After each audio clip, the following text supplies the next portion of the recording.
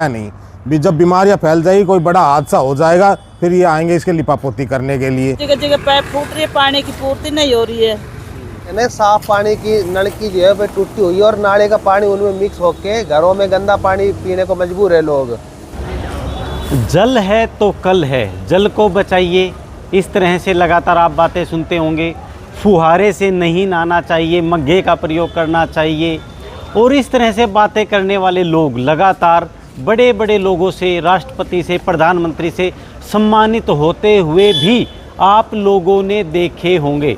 लेकिन धरातल पर हम आपको जो दिखाने जा रहे हैं एक बहुत ही गंभीर विषय है। पटौदी जाटौली मंडी, पटौदी जाटौली मंडी नगर परिषद, ये क्षेत्र आप लोगों के सामने है। जो फ्लाईओवर बना हुआ है, इसके साइड में जो सर्विस रोड है, गोयल आयरन स्टोर, और ये कोई एक पॉइंट नहीं है जहाँ पर मैं आपको दिखा रहा हूँ। देखिए किस तरह से जो पीने के पानी की जो पाइपें हैं वो जगह जगह से फटी हुई है। ये मैंने आपको एक स्थान दिखा दिया जहाँ से ये पाइप फटी हुई है। हर रोज़ जैसे ही घरों में पानी सप्लाई का समय होता है, यहाँ से पानी लीकेज हो करके नाले में जाने लग रहा है। ये नाले का चैम्बर बना हुआ है और हज़ारों लीटर पानी हर रोज़ जो पीने का है वो ख़राब जाने लग रहा है। इसी की वजह से घरों में जो पानी की सप्लाई हो रही है वो भी गंदे पानी की सप्लाई हो रही है। आप जानते हैं जब भी गंदा पानी आदमी पीता है तो उसको पीलिया, इस तरह के जो जितनी भी बीमारियां हैं वो पानी से सबसे ज़्यादा फैलती हैं। तो देखिए किस तरह का ये दृश्य है। और जो बातें की जाती हैं स्वच्छ भारत, संगठित भारत, सशक्त भारत, स्वस्थ भारत, ये सारी चीज़ें यहीं से शुरुआत होती है। जो स्वच्छ जल है वो किस तरह से बर्बादी की जा रही है। इसके साथ ही ये चौथा पॉइंट, पांचवा पॉइंट, सब चीज़ें आपको दिखाई दे जाएंगी। ये पूरी पाइपलाइन ख़राब हो चुकी है, जगह जगह से लीकेज हो चुकी है। पब्लिक हेल्थ डिपार्टमेंट का ये काम है।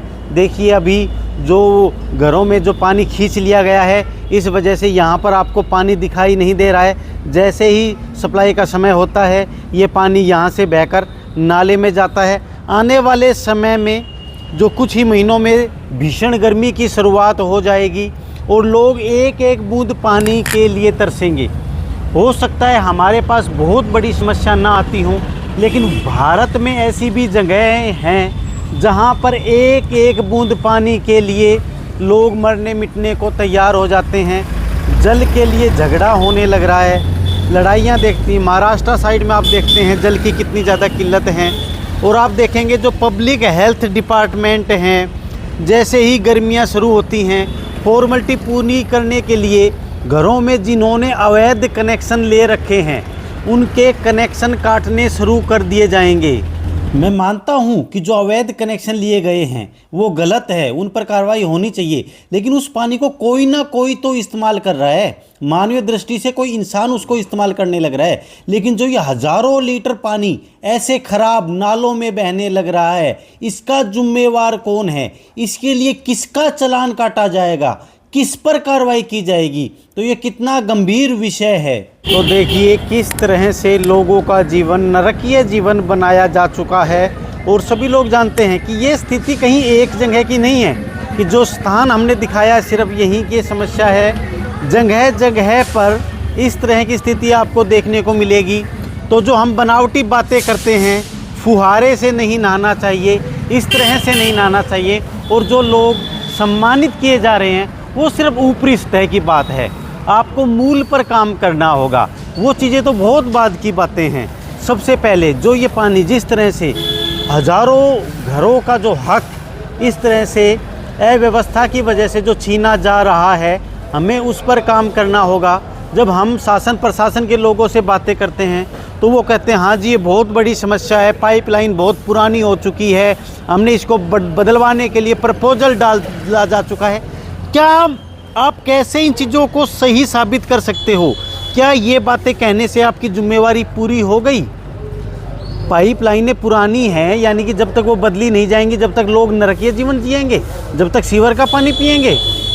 जो इस तरह की जो अव्यवस्थाएं फैल चुकी हैं उस पर आपको आज नहीं तो कल बोलना होगा।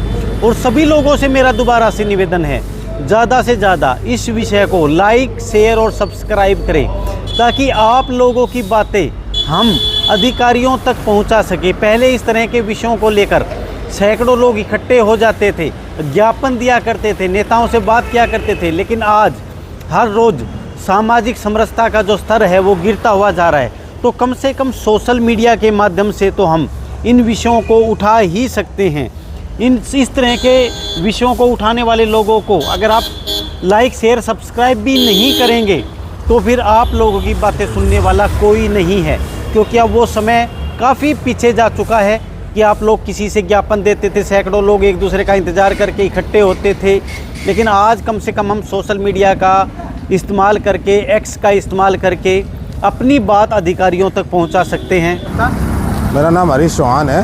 ये जो पानी बहने लग रहा है, साफ पानी, क्या कहना चाहोगे इसके बारे में? ये पानी कम 6 महीने से ज़्यादा से बह रहा है और इस पानी की लीकिंग की शिकायत मैं खुद जेई साहब को टेलीफोन के लिए कर चुका हूँ और उनके कर्मचारियों को कर चुका हूँ, लेकिन वो सिर्फ डेट देते हैं, कल आएंगे, परसों आएंगे, लेकिन आज तक आया नहीं।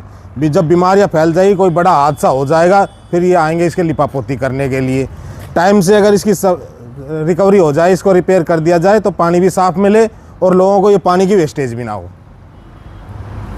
मैं आपका ललिता। क्या कुछ कहना चाहोगे इस जल भराव को? ये कहना चाहती जगह जगह पाइप फूट रही है, पानी की पूर्ति नहीं हो रही है। अब जगह जगह रोडों का नाश हो रहा है, रोड सारा फूट जाता है पानी जा जाके। कितने दिनों से साफ पानी ऐसे बह ये घना ही दिन है तो हो रहा जी, कोई सुनाई नहीं करता है।